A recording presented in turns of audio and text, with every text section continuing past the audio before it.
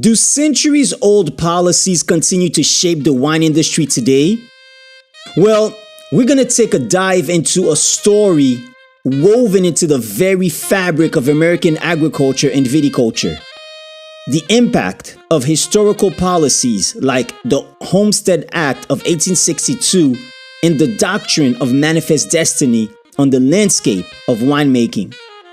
These policies, rooted in the 19th century belief of inevitable American expansion, facilitated the transfer of millions of acres to predominantly white settlers, systematically excluding BIPOC individuals through discriminatory practices. Now, just in case you don't know, BIPOC, B-I-P-O-C, stands for Black, Indigenous, and People of Color. So, how exactly do these centuries-old continue to shape the wine industry today? Well, we'll explore these long-lasting effects and the journey towards a more inclusive viticulture community. But first, let's get into that intro. Welcome to Beats and Wine Stories. My name is Steve, and I'm your host through this vast world of wine and the music that dances along with it. Join us as we journey through the sensory experiences that define cultures, awaken the palate, and stir the heart. So grab your favorite glass and let the journey begin. This is Beats and Wine Stories. The Homestead Act of 1862, offering 160 acres to settlers willing to cultivate the land, and the ethos of manifest destiny significantly contributed to the racial disparities in land ownership we see today. So just to give you a little background, right now there are about 11,000 wineries in the United States.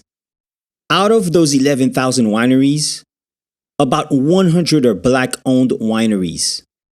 Let that settle in for a second. That's less than 1% or about 1%. This exclusion of BIPOC individuals from the narrative of American expansion created hurdles that persist in agriculture and viticulture, demonstrated through the stories of Black settlers and Asian immigrants facing legal obstacles like those encountered by the Mikami family with Mikami vineyards.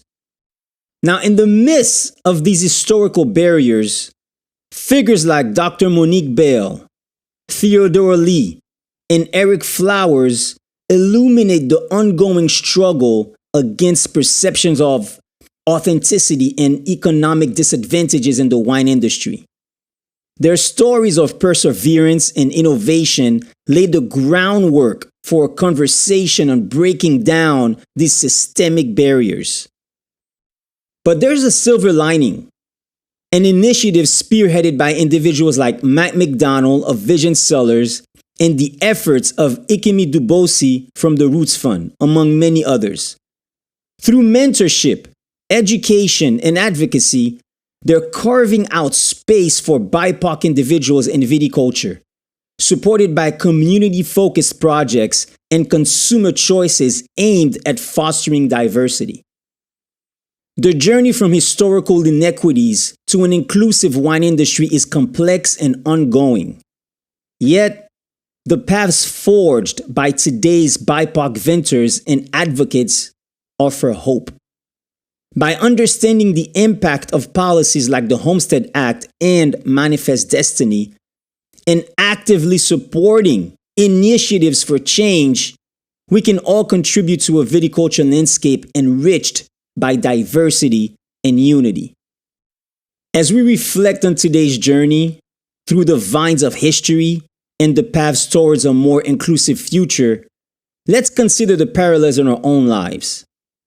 The challenges faced by BIPOC individuals in the wine industry, rooted in historical inequities, mirror the broader struggles for diversity and inclusion in many sectors of society.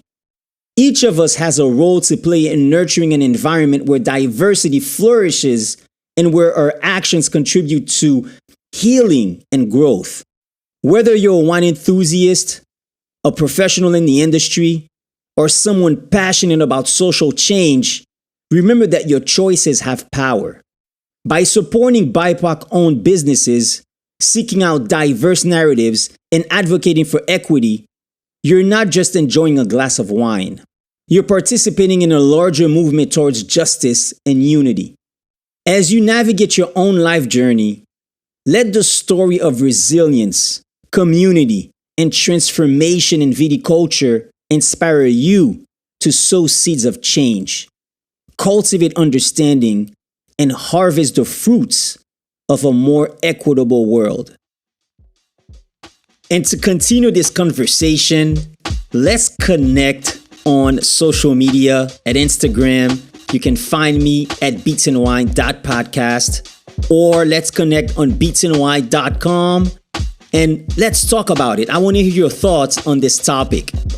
And as usual, as you know, there's always a playlist that reflects today's story, today's vibe. So you can find that playlist in the show description. Can't wait for you to sip and vibe to it. And although Black History Month comes to an end today, the celebration does not come to an end. I will continue to highlight Black-owned wineries, BIPOC-owned wineries. Let's go out and support them, find them online. Thank you again for joining. Thank you again for listening. I appreciate you so much. And until next time, cheers to your exceptional self.